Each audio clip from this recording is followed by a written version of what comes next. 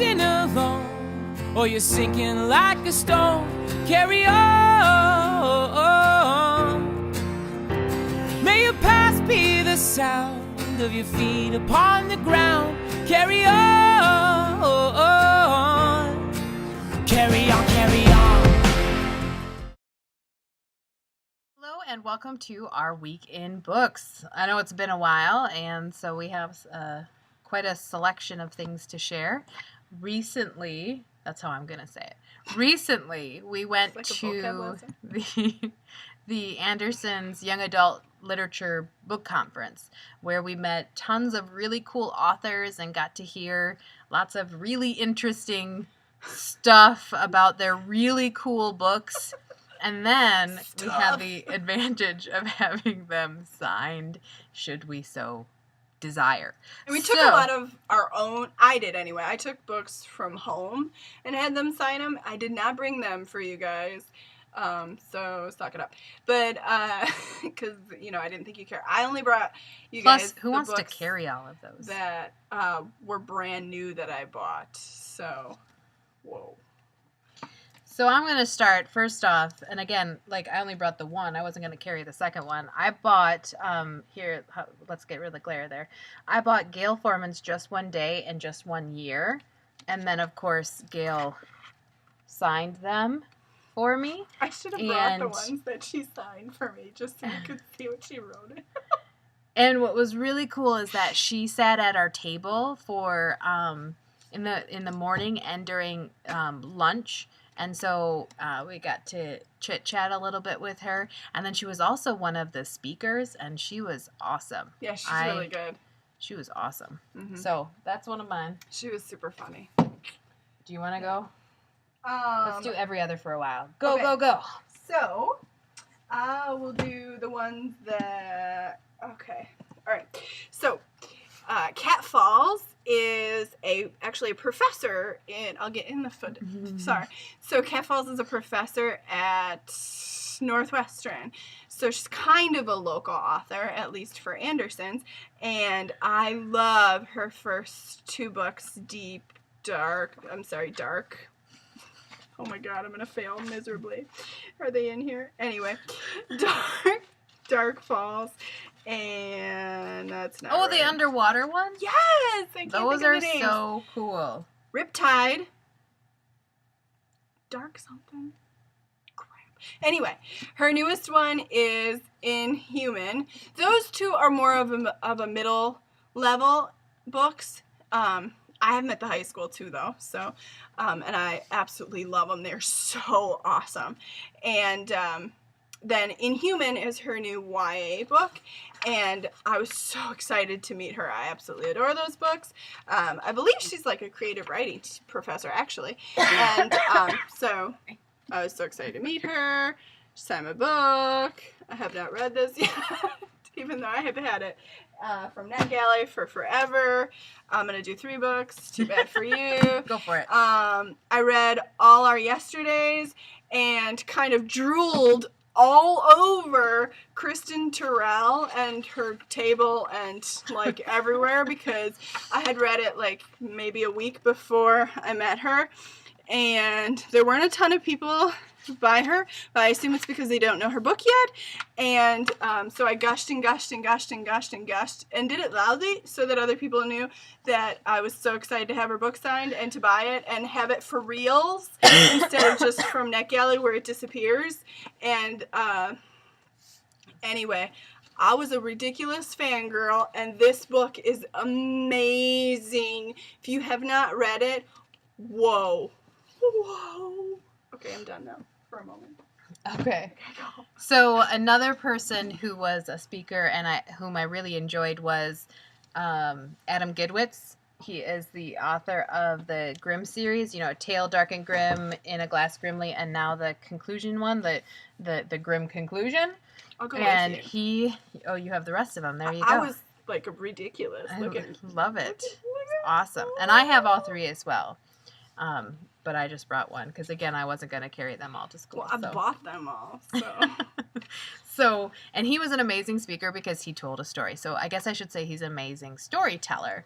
And he used to be an elementary teacher. So quite fun. If any of you are elementary teachers or have ever been around them, they are amazing storytellers, usually. And so I told him that I would be eventually putting these books in my classroom library once I had finished reading them. And so I had him sign it to Miss Showers and her class. I hope this book gives you nightmares, which is, I mean, I didn't tell him to sign that part, but that's what he wrote. Okay. And I was like, that's perfect. And I'll show you what mine says. So mine is a series of signatures. It says, to Angie, beware and enjoy. That's the first one. The second one says, to Angie, warning, this one's worse. The next one says, I hope this book gives you nightmares. That is a cool series. He leans in really close to me and he says, if any kids see you reading this, when you're reading it in the library, because you're going to be reading it in the library, right? And I'm like, absolutely. And he says, tell them I signed it in blood. I was like dying. He's so hilarious. Oh my God. Yeah, we talked about how cool it would be to actually have him like come to the middle school at some point and do. He would be an amazing speaker, but he's from New York, so you'd have to fly him in. But I don't know. I might fundraise and do it. He is amazing. Amazing. Cool. And then a person I ended up gushing over when I was waiting to get my book signed and whose panel I went to is Sonia Sones, and this is her newest book, To Be Perfectly Honest. And I gushed over her because she is the person who basically introduced me to books in verse. She was recommended to me by a person when I was like, so I hear about these books that are written in verse. I'm not sure. Would I really like them? And so someone directed me to Sonia Sones, and then I promptly read all of the ones that were in print. And now I have the fourth one. Fifth one, I think it is. I can't count. And so, so she signed it, and it's awesome. And I gushed and thanked her for being such an awesome writer of verse literature. So that was pretty cool. And that's mine. Yeah. This is a brand new debut. Well, he has written some other stuff, and then he writes for adults too, I guess. Proxy by Alex London. And I got it signed, and you're that. It sounds awesome. So you'll have to click on that, read about it. And then I was very excited, and I kind of drooled all over her as well. So, oops. To meet Myra McIntyre. I love this series. It's another Time Twister series. I don't know. I didn't know that I was that into these series, but apparently I am. Yeah. It's the third in the Hourglass series, Infinity Glass. I had the other two I dragged with me and had her sign those too. I haven't read this one yet because I just bought it there because I knew that she was going to be there. But I was very excited about that. So there you go. And then one that I bought from an author I had never heard of before. She was there, and I listened to one of her panels, and she was really fascinating because she talked about how she wrote this book because her daughters had gotten stuck in the Harry Potter series, and she felt like a lot of kids had, like, their first exposure to like being really interested in reading was the Harry Potter series, and then the Harry Potter series ended, and kids are like, well, what do I read next? What's like Harry Potter? And she wanted to show her daughters, who were part of that generation, that there are other good books out there to read that aren't just about magic and mystery. Not that those are bad, but that, hey, you can try other things too. And so she wrote this book, and so I was curious about it. And it is called On Little Wings by Regina Soroy. And just listen to this. It goes, one lifetime of family secrets, one summer to find the truth. Jennifer is an only child, and so were her parents. At least that's what she thinks until she finds an old photo in the back of one of her mother's books. The woman in the photo looks just like Jennifer, down to the smattering of freckles across her nose. And her mother refuses to talk about it. And so that was enough to interest me. And so I picked it up and I said, well, thank you for introducing me to you and your new book. And she signed that for me. Isn't that lovely? And she gave me this pretty, look at that. if I put it in the right direction. And then on the back it says, Discover Life, Love, and Literature. Nice. So some of the sessions that we went to, one of the sessions that I went to was on darkness in books and are books too dark, and another session that I went to was on dystopias and the books that people are writing. It was a huge panel because there were so many authors that were there that wrote in that genre. And then another panel that I went to, which is the very first one that I went to, was Sally Walker and James Swanson. And they both are nonfiction authors. And if you don't know who they are, you need to go and look them up because they're amazing authors that they both write for young adults and for adults. But they make nonfiction like actually interesting for people like me who aren't really into nonfiction. And anyway, we have a ton of their books in our libraries, and so I didn't feel I needed to get any of them for myself there while I was there. But my father is a huge, huge history buff, and I wanted to get him something for his birthday while I was there shopping.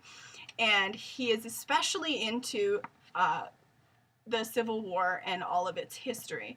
And so I bought him, and if anybody sees my father and knows him and tells him about this, I will cut you. So I got him these two books for his birthday, and I visited with James a little bit and told him that we're Civil War reenactors and that's what we do, and we do it because of my dad, and we've been doing it forever. And so he signed it to my dad and wrote him these lovely little inscriptions in here, and he was fascinating. I have not stopped talking about him since I went to that session. I haven't. Ask anybody. So highly recommend him and his books. Yes. And Sally Walker. She was amazing too. Yeah, you talked about her like the entire car ride home, which is like a 2-hour car ride. Welcome. Although she did make me want to look at her books because holy cow, some of the things she told me they were amazing. Very interesting. That very interesting. Session made the whole thing. So I know there were all these other authors, but these two nonfiction ones were amazing, and I'm not really a nonfiction person. I mean, I kind of am, but not really. So these were awesome. So anyway, that's what I got, and I'm not going to do the others. So. Okay. And I have one final one, and that's this. This was during the middle part of the conference. The Anderson bookshop owners and somebody else went through a list of like highly recommended books, and so this was one of them that I thought sounded really good. It's called Second Impact, and it's by David Klass and Perry Klass. Making the Hardest Call of All, because this is a story about basically that whole debate when it comes to football about impact and how it affects the brain and whether high schoolers should be playing this sport, you know, that entire conversation that's been going on. And so it sounded really actually interesting for someone who's like me, who's not really into sports. Yeah, sorry.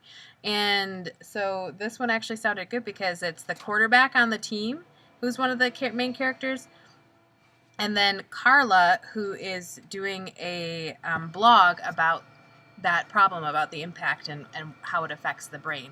And so it really sounded very interesting. So that's my final book. So, sorry our video is so ridiculously long. So tell us what you got in books this week, and I'll come comment. So have a great week. Bye. See ya. Carry on, carry on.